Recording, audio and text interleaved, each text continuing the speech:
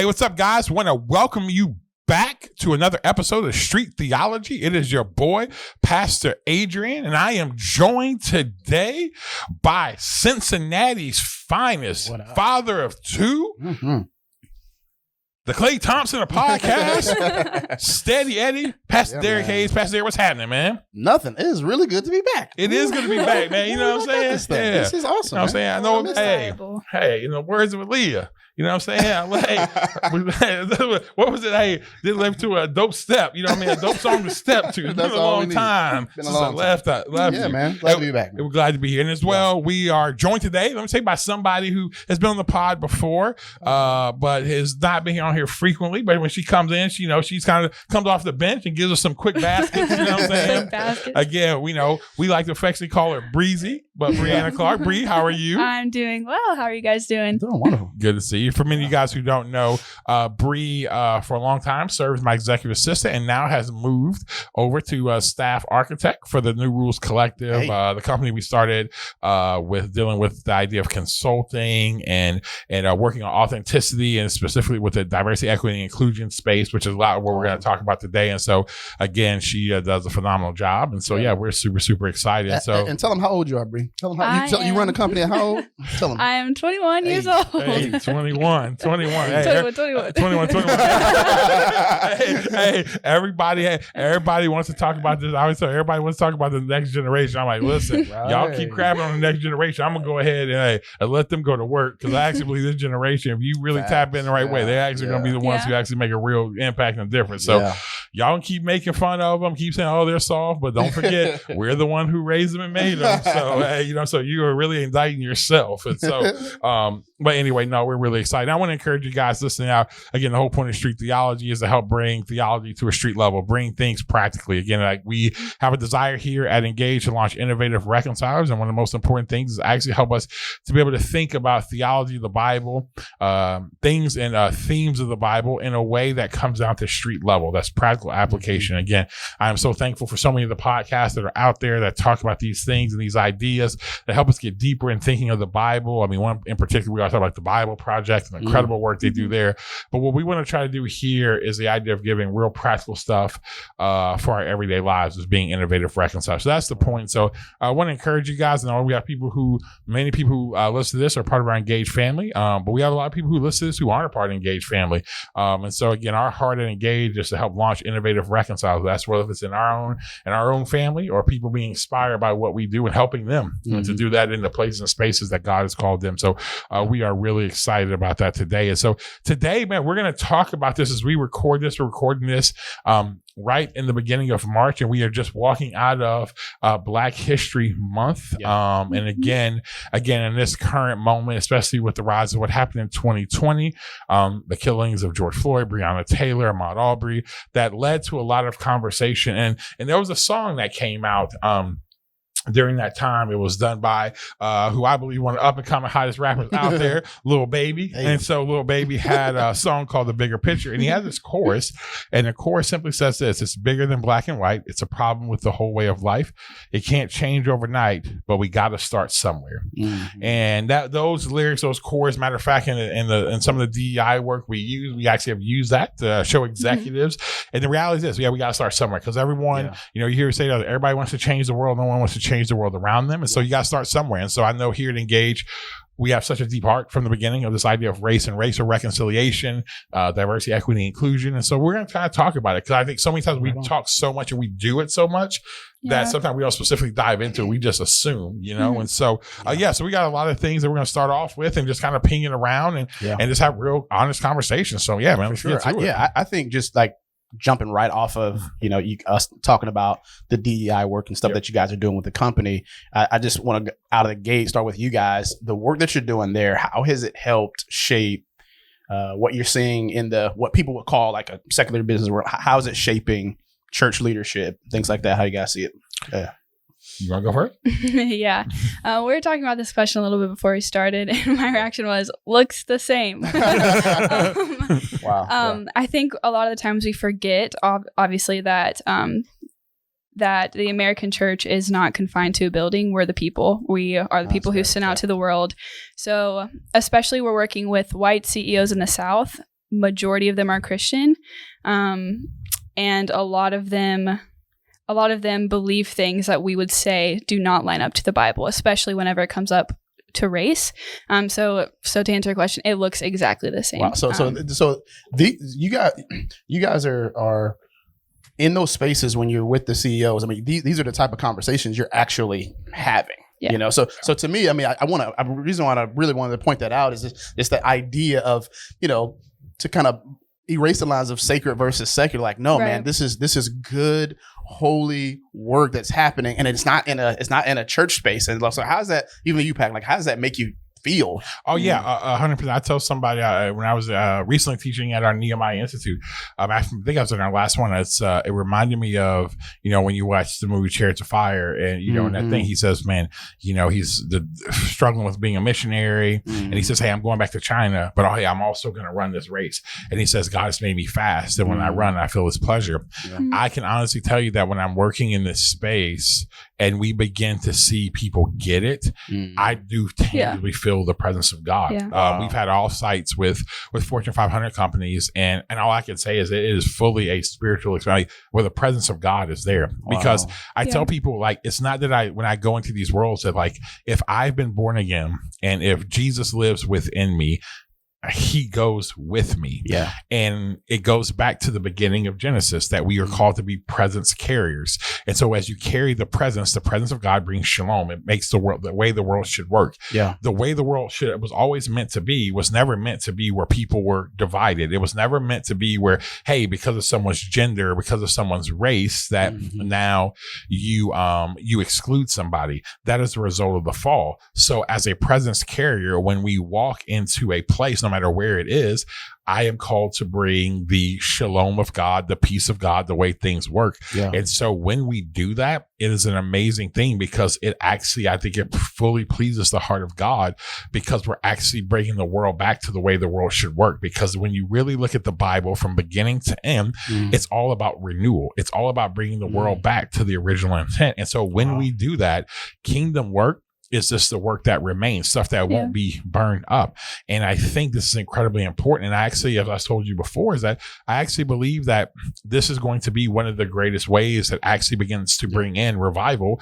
It's when we begin to go out to the world and answer needs. And I just have landed in a space, man. 2020 sparked this thing in me where I'm like, I'm just not going to talk about problems. Like, everybody can talk about problems. I'm just going to go out there and solve problems. And those who want to go solve problems, we're going to go solve problems. You don't, that's up to you. I don't, like, it doesn't, listen, you not solving problems, I got nothing to do with me. It got that, but we want to help people. So you want to go solve problems, we want to help empower you, equip you to go solve problems, because that's what the world needs. And as you solve problems, here's what happens. Here's the amazing. In all the spaces we work in, the people we work in, I can't tell you how many opportunities I get to share about Jesus, the Bible, all that stuff. I don't hide when I go in these corporate worlds that, one of the things I do as a pastor. Because if I talk about authenticity, and one of the main things about my life I don't bring there, show up. This is who I am, and you know, and I have to deal with, hey, what's people's perspectives and But at the end of the day, man, I'm going to bring that. And you know what what's been really cool is people are like, oh man, all right, well, man, I didn't realize that, because like I want to give them, because they have all their perceptions of what does it mean to be a pastor. All right, these people are bigoted, man. You know, you're following you have you use your brain. You know, you got this faith thing. It's archaic, and then they get in there and they're like, oh, and then they start realizing when, you know, they. I mean, that's one of the things I'll kind of move on. But like, man, when we come in those spaces and they see Bri and as young as she is, and then you know, Dr. Zoda is on our team. You know, Michelle. I mean, you guys know on the pod. She's on our team working on empathy, and they walk in the room. They're like, hold on, how are you? What? Like these people? Like, what is and this? Because we punch, and it's when we get another win, like, listen, I tell people, and I say this and I hope in a way that you understand that not in any way in arrogance. God has given me all the gifts I have.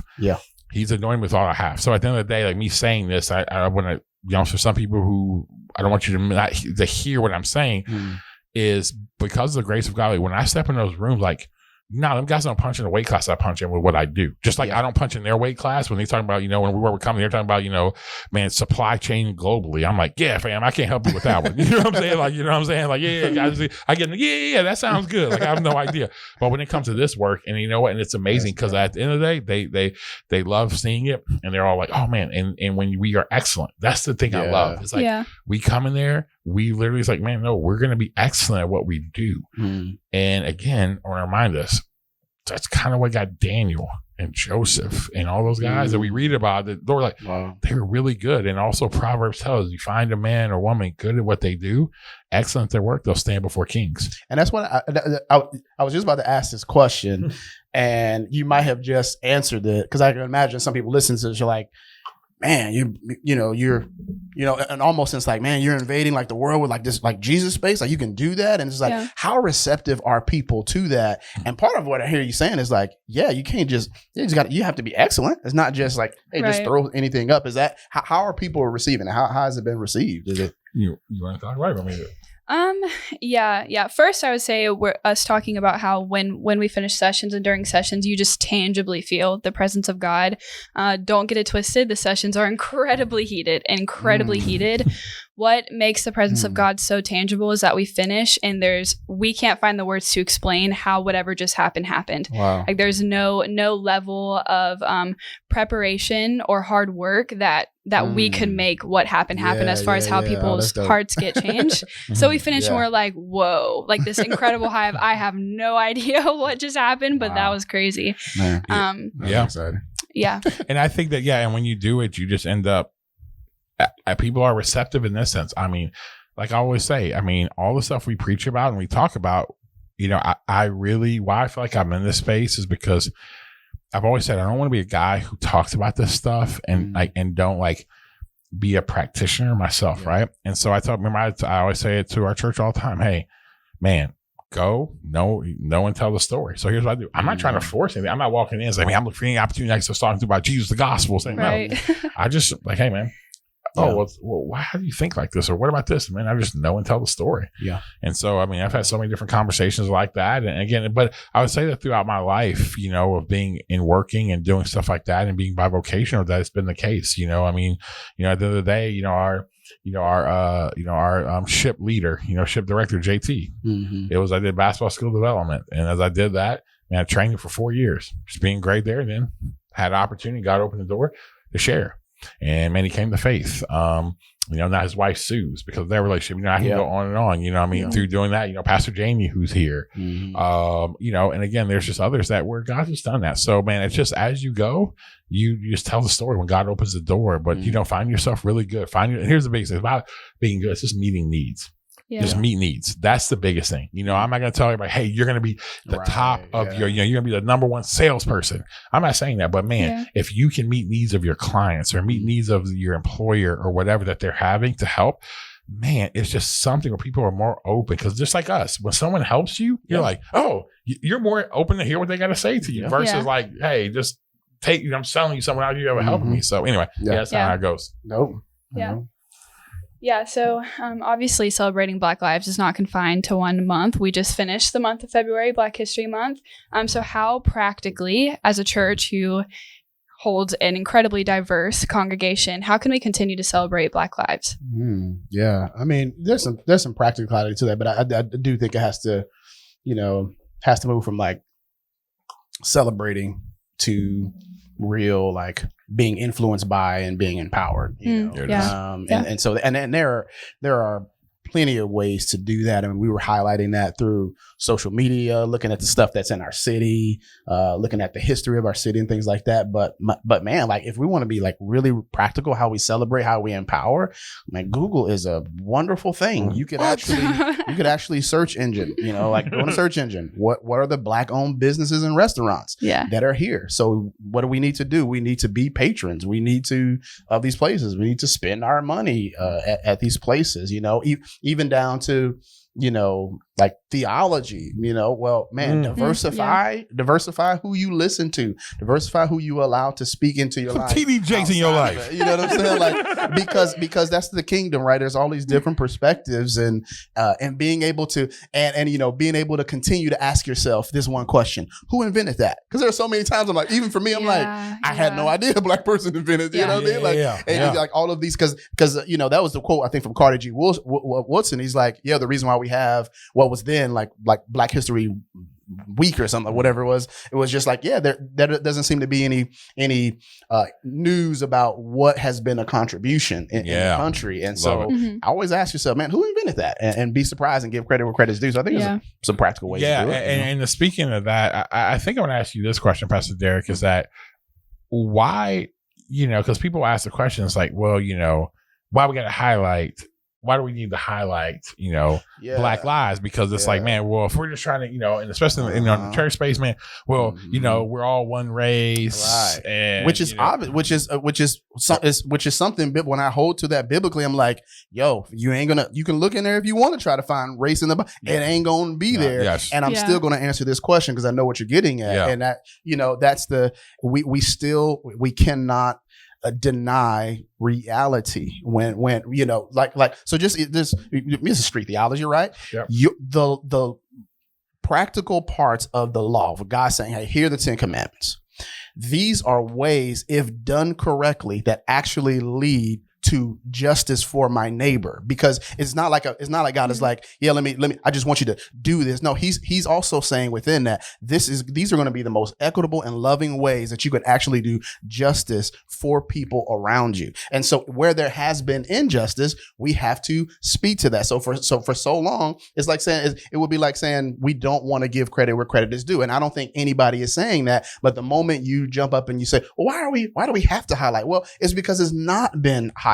That's why. And a lot of times there seems to be this, like, the only times it's like this, Black people have this like exceptional quality. We always have to be exceptional to do all these things. There are plenty of ways in which we're saying, yeah, man, it's clear throughout this country that it has not been highlighted. And we're just saying, give credit where credit is due, because it's been overlooked. It's not to try to elevate. That's the thing. What we have been saying is Black History Month, Black history is part of the history. It just never gets told. Our books, like those books that you're reading, they don't tell the whole story. Things have been whitewashed so much. And so you have to be able to speak truth and say, hey, this is what actually happened. This is the real story, not to deny anybody else. Yeah, because I think if you don't understand Black history, you don't understand American history. And again, I'm saying this as someone who was as someone who studied tons of history, even in college, that there's so many things even now, 20 years being removed, 25 years of college, oh, I didn't realize that. I'll never forget going to African American History Museum, and again, I would encourage anybody, if you have an opportunity to go to DC, to go there, just because, again, just even how it's set up. I mean, it starts, it was what I love about the design. The design, you start at the bottom. You literally start at the bottom, and the design is really, really tight, and you're looking around, and it's all about slavery. And literally, they literally built it like a ship, where you come up and it gets wider. But here's the thing: at the top floor, it's the entire floor. It's all of what Black people have done throughout American history, inventions. So, and I'm walking around, I'm like this, and literally someone was, I'm like, yo, we did that. There was so many things, and there's like, so proud. There's so many things. I'm like, we did that. You know what I'm saying? Like, Black people, we did that. Like, we did that. I wasn't alive, but yeah, we for sure did that, right? Well, here's why. Is because when you see it, but I'm telling you, this is kind of this inner thing though within. I know, Pastor, if you felt this is inner thing where like you have like this sense of pride, but then shame. He's like, how did I not know that? And it's like this whole thing, like, how do you not know? And so that's why we have to like highlight these things and to share it. And people have asked me, because I actually posted something, and it got some like, well, I was like, I'm black every month of the year. You know what I'm saying? Like, and people like, and so that people like, well, Hayes was like, I don't know if that doesn't seem like that's, creating unity and equity. I'm like, the fact that we have to have a Black History Month lets you know that like there is a problem. And like what you said, I love what you said. And I want people to hear this. We have a hope, and we're building the kingdom of what we want the world to be, but building what you want the world to be, you can't do that void of reality. And everybody just wants to avoid reality. You would never tell someone who is in an abusive relationship to say, hey, I know that he used to beat you all the time, but hey, man, he's got 3 months. You need to forget about all of what's ever happened. And you're like, no. No. There is a long time to build things back up, and it's okay. And it doesn't mean you're like, oh man, I haven't forgiven you. No, you have to face reality. Right. And let me tell you, and when you don't give people room, you're not leading in empathy. You're pushing out of your anxiety because you don't like how it feels. Mm-hmm. But sometimes, let me tell you this, listen, I always tell my son, your choices matter. You have the decision to make, but sometimes you have to live with the consequences. And what I tell people, America many times is living with the echo of its choices it made. Yeah. Now, our job is not to keep looking back, hey, see what y'all did. No. But we have to listen. We have to have this is one of the biggest issues in our country. If we don't have a proper view of history, we can't go forward. That's the problem. Yeah. Many people actually don't think we have a proper view of history. I'm like, listen, my father is still alive. Never forget, my father's still alive who drank from a different color water fountain. We ain't that far removed. We are not that far removed. He's still alive. My grandfather died 5 years ago. I'm like, who literally knew his grandfather who was a slave. I'm like, and my great grandfather who I knew in the it lived almost to like the 80s, 90s. He was raised by a former slave. It's unbelievable to me that like sometimes we forget these things. So I can go on. I want to ask this question really quick to you, Pastor Derrick, is again, like as personal experience, again, you've now come to a place again as here to engage, and you've come to a place of leadership. Mm-hmm. Like what's been what's been kind of like a hard part and hard struggles, maybe as a Black man kind of coming to a place, especially in a diverse space, us being in the South. Has there been any struggles in general? It may not be because of like the culture. It may just be inner things growing up, whatever. Like, what are some struggles that you had? Especially when everything just kind of hit. When we would say like, man, God really started to put his finger on this thing with all the social unrest and whatnot. One of them was just the internal. I'm a Black man who's a Christian, and there is always this pressure that you have to respond. That what are you going to do? How do you get in the game? And one of the things that really helped me, because you'll tire yourself out thinking I can't do everything. So one of the things that really helped me was understanding that like Christian ethic is different from calling. So where I'm supposed to, rightly so, be concerned about justice and things like that. That's Christian ethic. I'm supposed to love my neighbor well enough to speak into that. But that doesn't give me what I'm supposed to do, and I can just feel overwhelmed. And so that really helped settle my soul of, man, what has God called me to do about this in particular? And that was really hard. Just seeing all the stuff, looking on social media, feeling like, oh man, I want to speak to this and say this and encourage people and all those kind of things, but not knowing what my lane was. And so that was hard to deal with. I think sometimes it's hard when you hear and or feel it's no different than shut up and pass the ball, shut up and dribble the ball. As a pastor, it's sometimes shut up and preach the Bible as if it's not in there. Wow. And you're watching people like dismantle the Bible that I really, really care about and love, the word of God I really love. That's hard, man. That's hard to hear, especially when you think it's coming from an ally who you're considering allies, and you're dividing over something that doesn't seem that that we're supposed to be dividing over that. So that's tremendously hard. And I think the last thing is probably honestly like this idea where, man, like Black people, we have different experiences. So part of my experience is I'm a learner. The truth about this is it's so hard to try to lead in this moment while I'm also trying to learn. I've been such a shut down human and so disconnected from myself that some of these things I didn't see. Some of these things even in my own culture, I did not learn. No one taught me. It did not seem that important. And so I'm now learning so much stuff, and I'm like, but I gotta leave. But I'm like, I don't really know how to speak into this. There's so many things every day I'm learning, and so that's been kind of tough. Yeah, and one thing I want to make sure people can highlight. And I want to say this, so especially for, I think, for people, for people of color who are listening to this, but also people, to our white brothers and sisters who are out there, to give you a backdrop. One of the things that's happened, Pastor Derrick and I talk about this a lot. there have been so many things that, it's the quote that Dr. Zoda says all the time, right? If you don't make the unconscious conscious, you will call it fate and it'll rule your life. Yeah. There's been many things that 2020 has revealed to Black people and people of color about that was in the unconscious that we didn't realize that were really affecting us. And we didn't have any idea it was affecting us. And then all of a sudden it's like literally like realize, I'm just going around, and then you lift the rock up and you're like, oh man, snakes underneath there. You had no idea there were snakes there, like it's right by your feet. And you're like, oh man. And you're like, what in the world? And so I want to say that is because I want to say, if that's you, give yourself space and room to understand, like, you're learning something new. Don't feel like, okay, hey, I got to process. So you know what happens?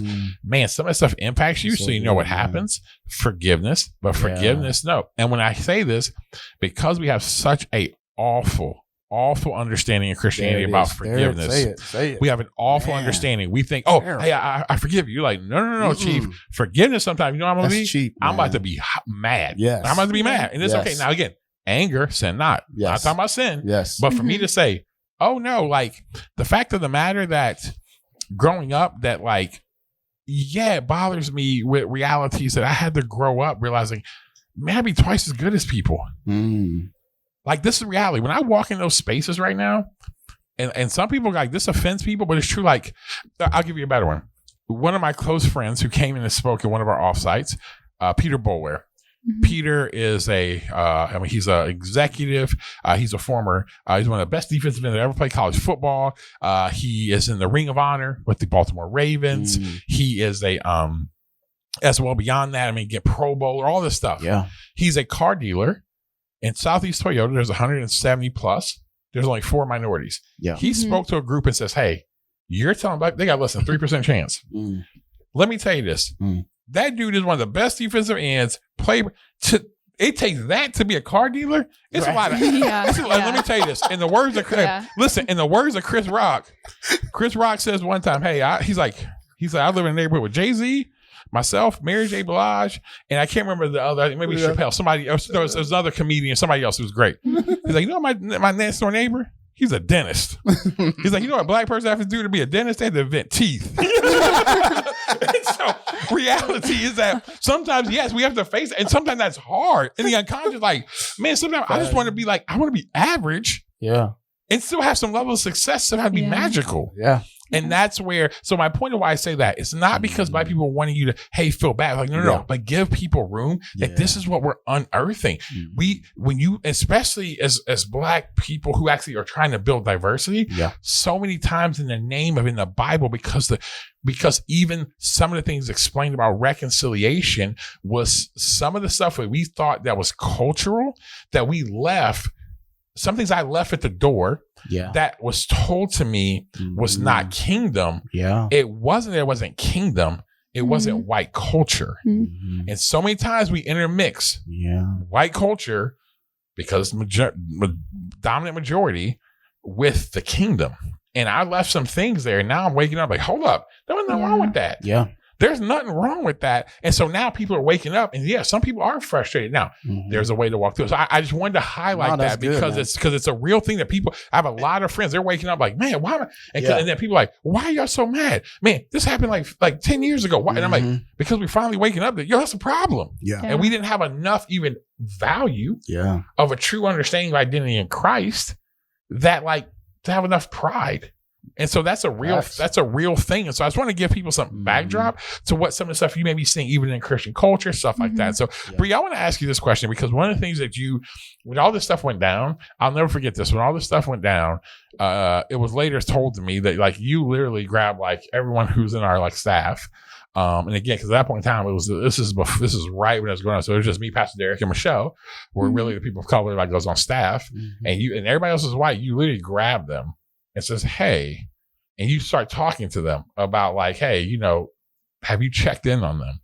Like, what made you do that? You know what I'm saying? Because like, again, not because other people on our staff don't care, whatever, but like, what made you literally say, hey, no, we have to do that? Yeah, I think mostly because white people get so full of anxiety when this kind of stuff happens. They are like, especially if you have Black friends, it's like, what do I say? Do I say anything? Do I ask if you're okay? Do I try to talk to them? Whatever it is. And obviously around this time period, I live at the Crawford home. And if you're listening to the podcast, I'm a white woman. So why I ask that is because there are majority of our leaders in this office are Black men. And then we have Michelle, who's a Black woman. And she's an incredible person, so full of empathy. Some of a lot of us is one of our best friends. So to say, hey, if you're not asking her if she's okay in this moment, if you're not asking them how they're doing, it's obviously if they're your leader, it's not necessarily your responsibility to try to fix how they're feeling or any of that. But that doesn't mean that you can't give them room. Not only do you guys carry the weight of this church, and Michelle carries a pretty big piece of it too, I would say that's heavy in general, in life in general. So when something culturally happens like this, not only do you personally have everything going on inside of your heart, your soul, your mind, all of that you guys are talking about, realizing all of these things, you also have the pressure of, holy crap, how am I going to lead all of these people who are below me, who range from all different sorts of backgrounds, experiences. So to be able to say, hey, I'm on your staff, I love you, I want you to know that this is room for you to say and think whatever you want, I think that really helps. Say, I'm not going to hold you against anything that you say or do unless it's sinful, because people, like, you guys need that room and that time. So being able to create space. Because I think it may have been one time when Ahmaud Arbery was murdered. I think for whatever reason you weren't in the office, and it was just, and I'm like, dear God, I am dealing with my own stuff, and I am here, and I have no idea. Yes, Pastor Adrian's not here, and I'm just seething, man, and I do not want to like blow up on anybody. It was so when I heard that, man, that's love, man, and that's awesome. Yeah. I think that particular moment is actually because I was out of the office too. That's when I came back and I was like, hey, Pastor Derrick was the only person in this office who was Black male at the time. I don't think Michelle was in that day. I can't remember exactly, but that's when I was like, hey, did you guys say, are you good? Are you okay? Making sure that kind of stuff happened. Because particularly, just so you guys know, if anything culturally happens, we pretty much address it right away. So right whenever Pastor Adrian got back, we had a moment with the team where he sits and asks everyone, what are they thinking? What are they feeling?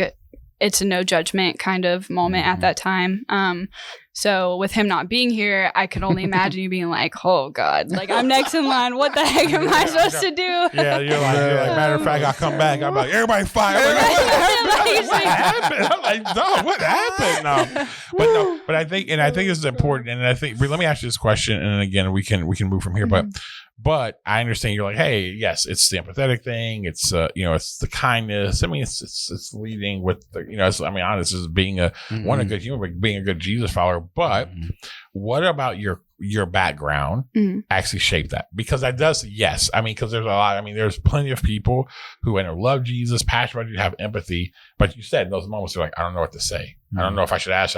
What gave you the insight and the foresight from your background to actually say that? Yeah. So just for context, obviously my family's white. My dad, my mom, all my extended family is. They also are super right leaning, so Republican. I grew up in that kind of household. But whenever my entire life, so I have a ton of brothers, 5 or 6. My blood brothers, and in the town that I grew up in, though it's super segregated, it's incredibly diverse in nature. So, and it's a small town. I grew up in Polk County. Polk County. Don't stop listening. I can't believe. Shout out to Polk County, Dwayne Bacon. Hey, there we go. Leighton, stand up. But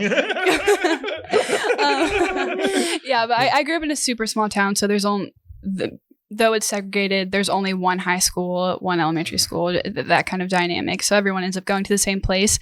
So I grew up around a ton of different people, whether that be race, beliefs, politically, all of that kind of stuff. And ever since I was younger, I always had people living in my home who weren't adopted, and they also weren't my blood family. So my brothers had a lot of friends that lived with us because their at-home lives were just terrible. There's stuff that I couldn't even say because it was just so bad. So they ended up moving in with us.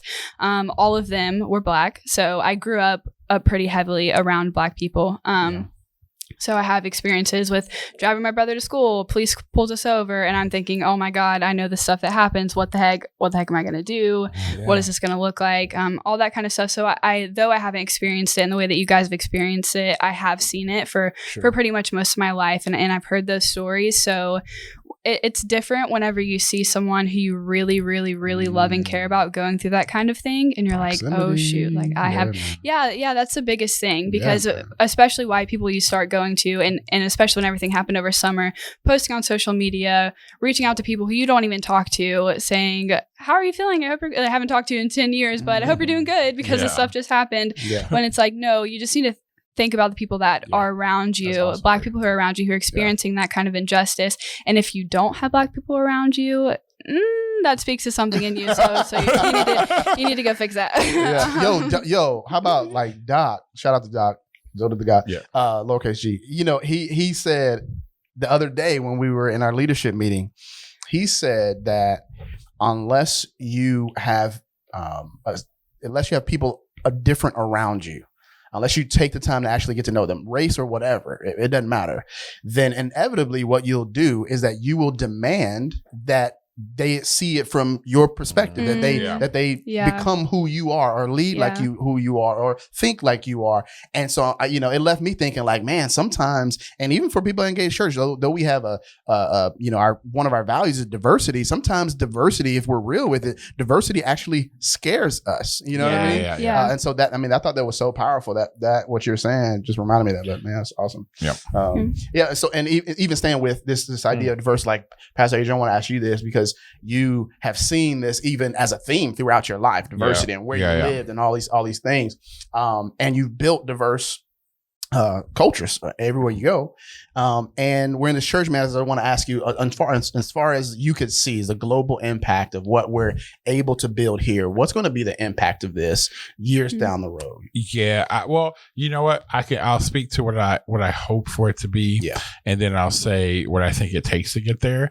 What I hope for it to be is that, honestly, it'll be very hard to trace back. It'll be 20 steps, 20, 30, 40 steps removed from here, meaning the fact that like it's a catalytic effect. See a movement like you don't have control over, right? And so like when something's a movement, so it's like, oh man, I impact you impact Micah, your son. Micah impacts a friend here. That friend impacts, then they start going the line, right? They get the line all the way back and it comes back. Oh man, like 20, 30 removed, like, oh man, that guy, man, that church, Adrian and or Michael's dad, all that stuff. Yeah. So it's removed. So I want it to be that where it's so a movement where people like they don't even know like where it gets tracked from. Like, oh, I think it was there and blah blah blah. Yeah. And so, but I think for us to get there, it's always going to be this. It comes back to the simple thing. One of our theme under diversity, our mantra is make room. The more we're willing to constantly keep making room, and to make room, that's more and more of us having to die to self.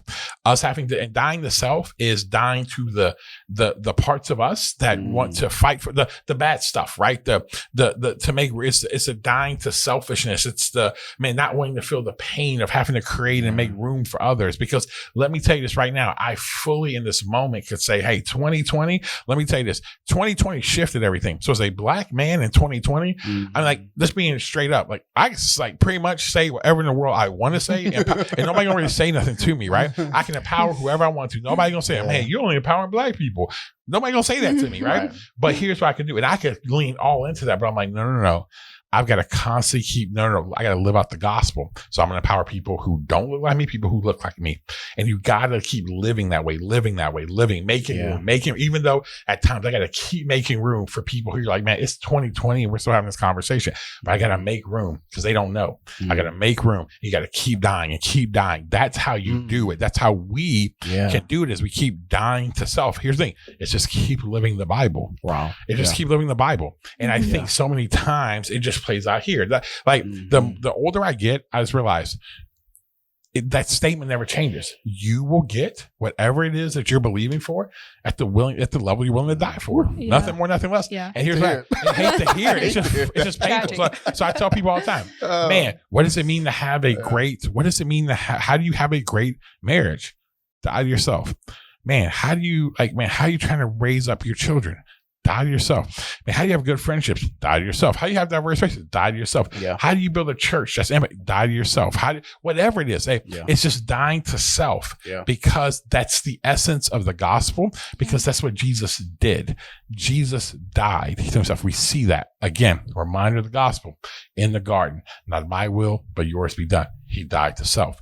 And so the more we're willing to do that, the more we crucify ourselves. And let me be clear, crucifying your flesh or crucifying yourself is not going to, woe is me, I suck, I'm no good. It's dying to the stuff that's in you that does not want to give away, empower, whatever. But let me tell you, there's also, when I've come to realize this has been hitting me lately, when I die to that stuff, the really good stuff of who I am keeps coming up. The really good stuff of who God made me to be keeps coming up. And there's nothing wrong with you sharing that. Right. I'm not talking about sharing like, hey, look at me. But no, it's okay to be. So when you hear me say like, no, when I walk in spaces in the corporate world, I fully believe there's no one on God's planet better than me.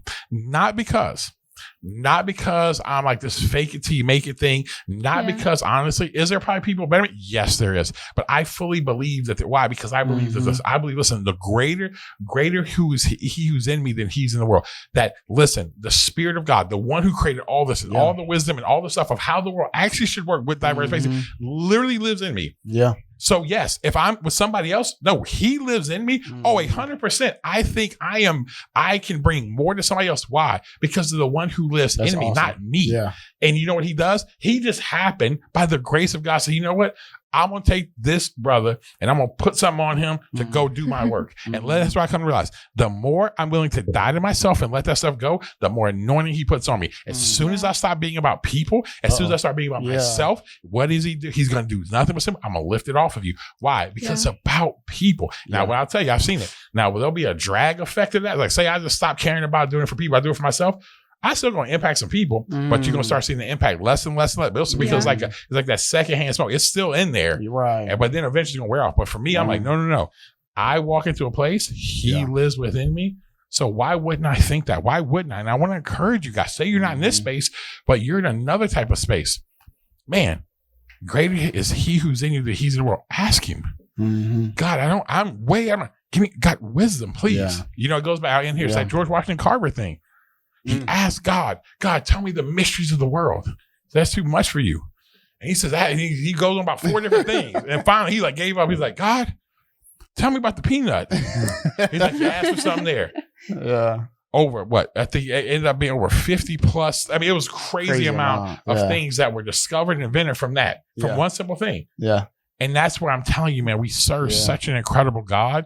And this is not some name it and claim it false, weird theology. What this is this. It's about actually meeting needs, adding value to the earth so you can know and tell the story. Yeah. Why I want to impact as many corporate America spaces, because it's more of a platform of people I can to do that, to show God, and also to be a part of redeeming the world back to its original intent. Yeah. So sometimes like what we need to do from here on out is we need to get us like one of them little, some kind of machine, something that lets us like whenever we need to just say that was the thing and we can just like take up an offering right now. We need that like button. So that moment for y'all. Yeah, y'all out there. We do got to say fires and make sure you clip that video. Clip that.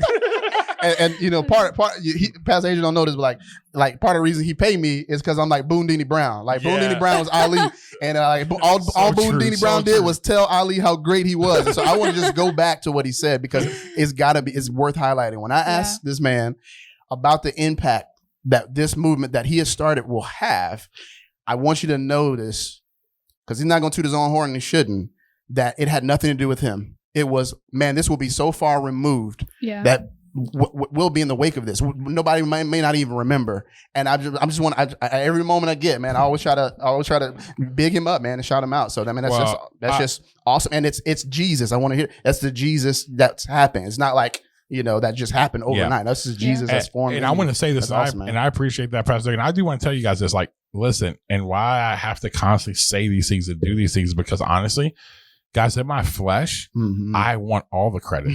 I want all of it. Listen, everything in me wants it. I don't say that like, oh man, I figured out. No, I actually constantly doing this because it keeps it out of me. It keeps it because let me tell you this, I know me because of my shutdown parts of whatever. I want you to say you are the greatest on the planet. You do everything right. And matter of fact, I don't want, no. You know, when it's times like, oh man, you talk about that whole thing in my flesh. No, I don't want it to be like 30 removed. I want it to be me. Like everybody else, who did, he did that. No, I really want that. Facts, but here's what I realized. It's not the kingdom, because here's what trips me out. And I've been literally thinking about this. When you really think about like the New Testament, so many of these guys got in their time got so much credit.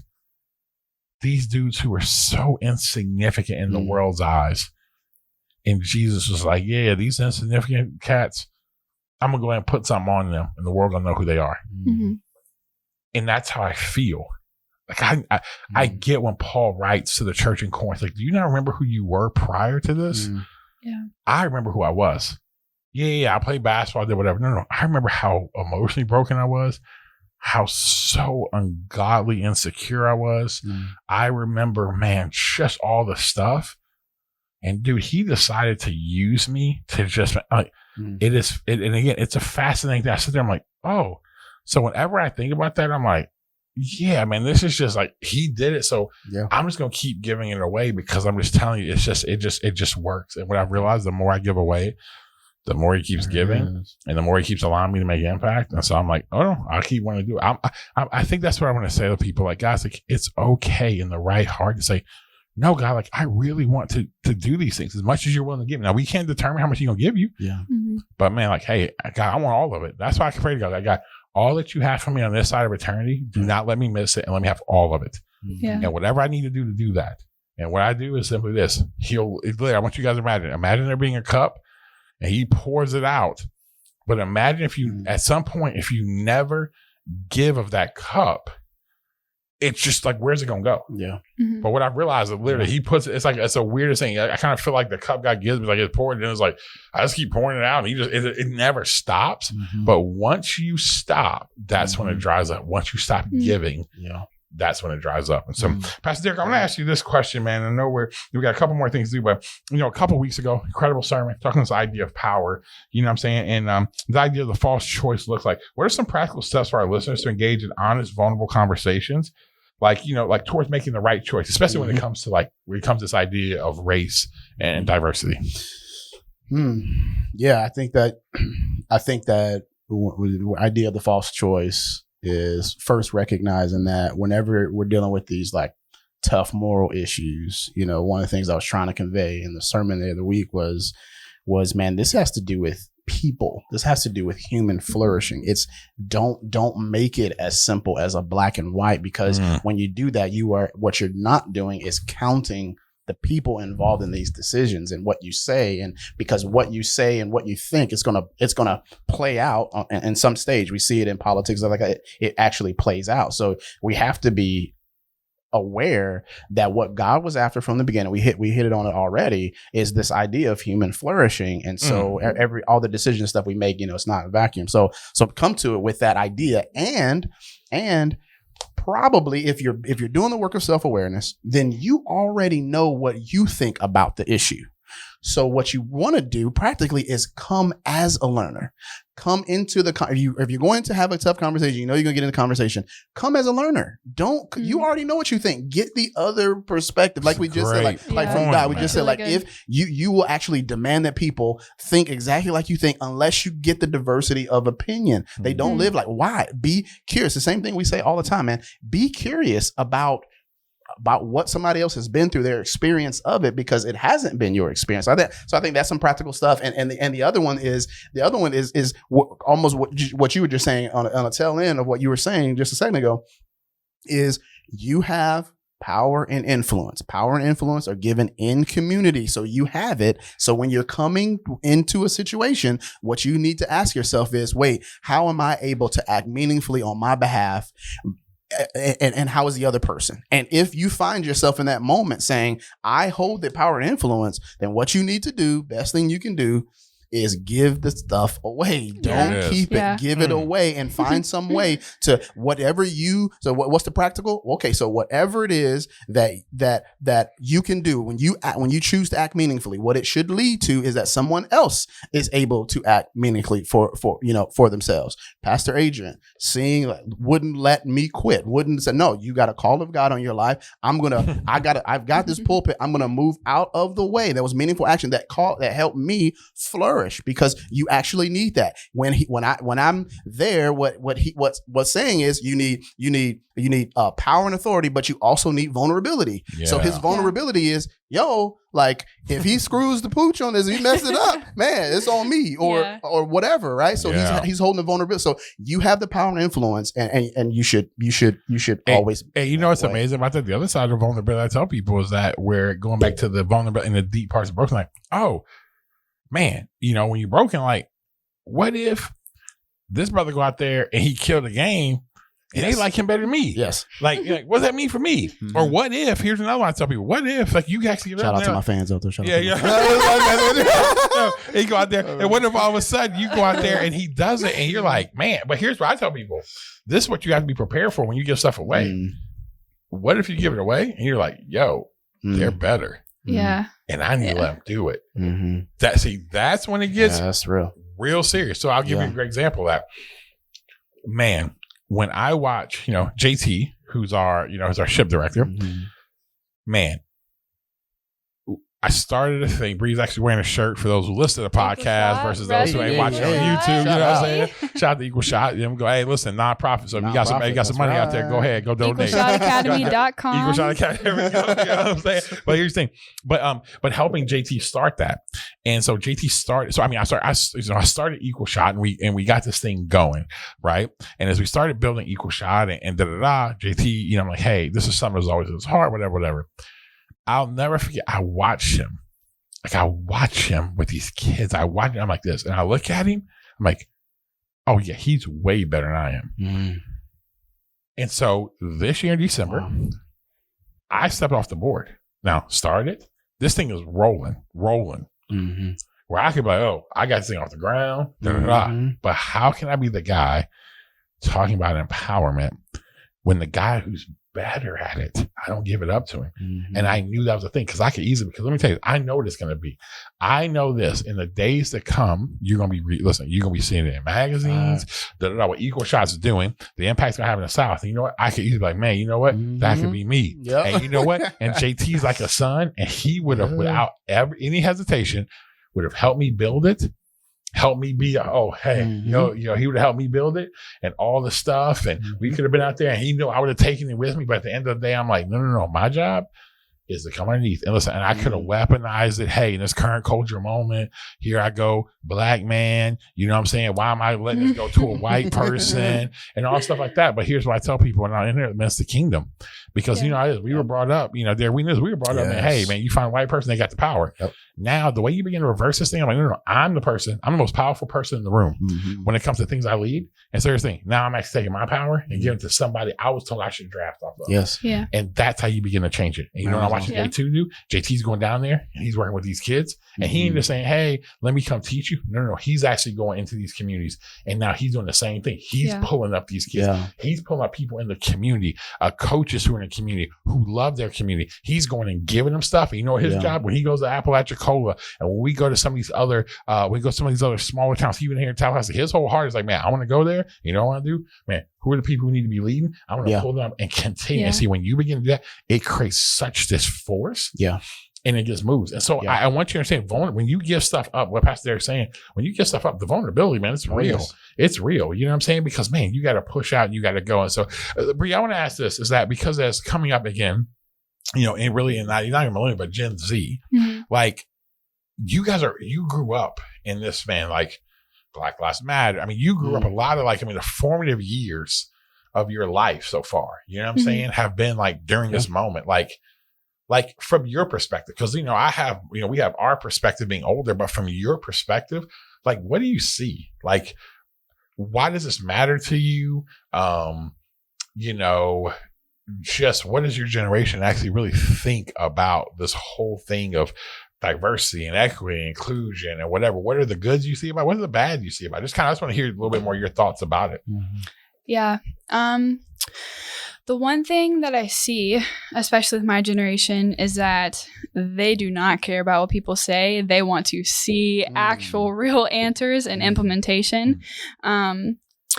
Majority of my generation want to work in diverse communities. And what's the stat that we always say? The number of millennials or how many is 80% of millennials and Gen Z want to work in a diverse location. And by 2024, 75% of the workforce will be millennials.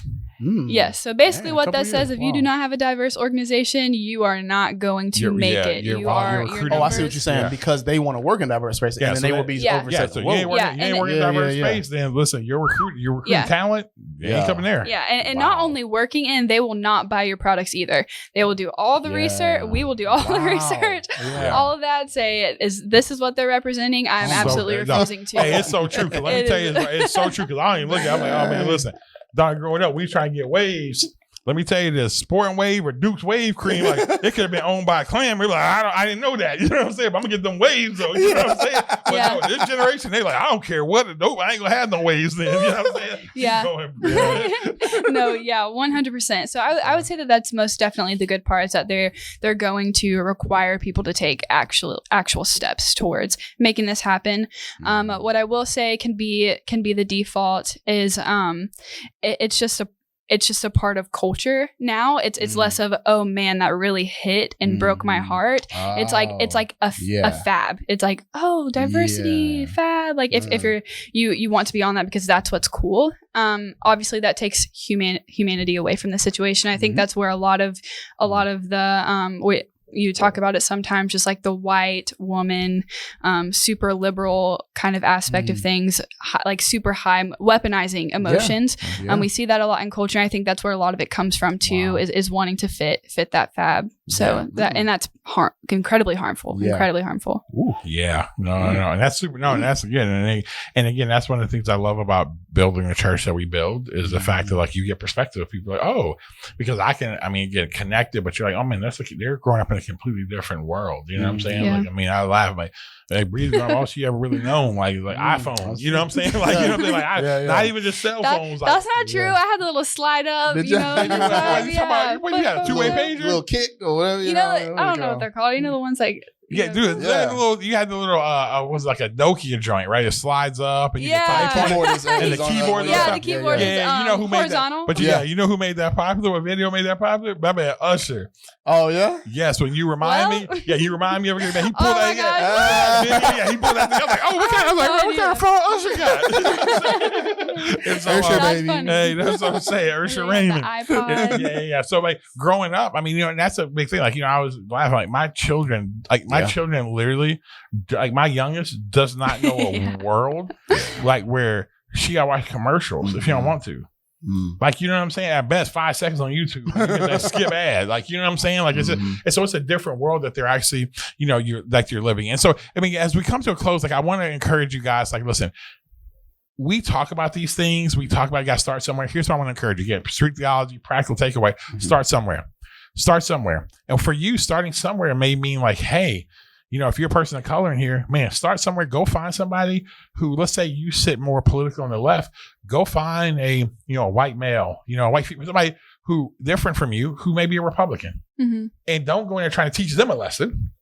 Learn, like, how do you have your ideology? Why do you think this way? Yeah. Yes. You know what I'm saying? And don't be like, well, let me hear anything that could be potentially racist. Let me teach them. No. Just like go learn. Because what's amazing? I tell people, when you ask people questions, oh my gosh, they literally want to know, what do you think?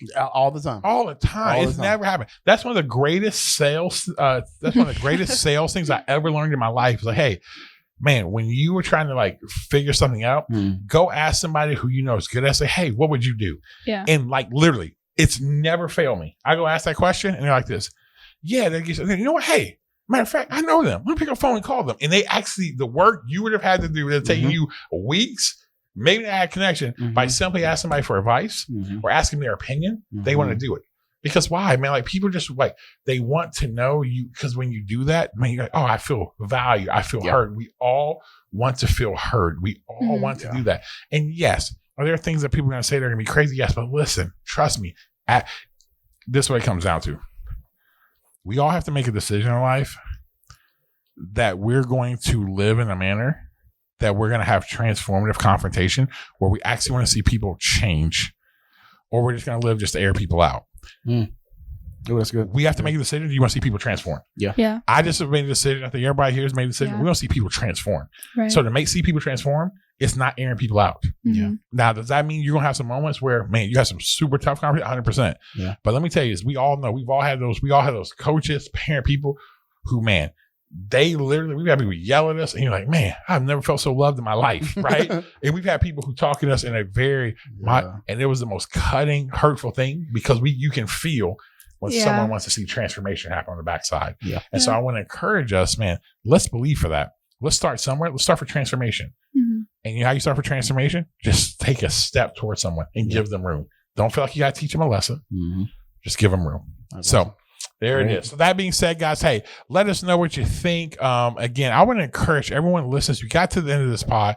Make sure, again, man, you do us a favor. When this pops up on social, pops on our Instagram, pops up on Facebook, wherever it goes, man, make sure you share it. Yeah. Let people know. Because again, what we want to do is help people just take this stuff to where actually seeing, man, in the Jesus space, you can have real authentic conversations like this. And so until next time, we will see you soon. We will hear from you soon on Street Theology.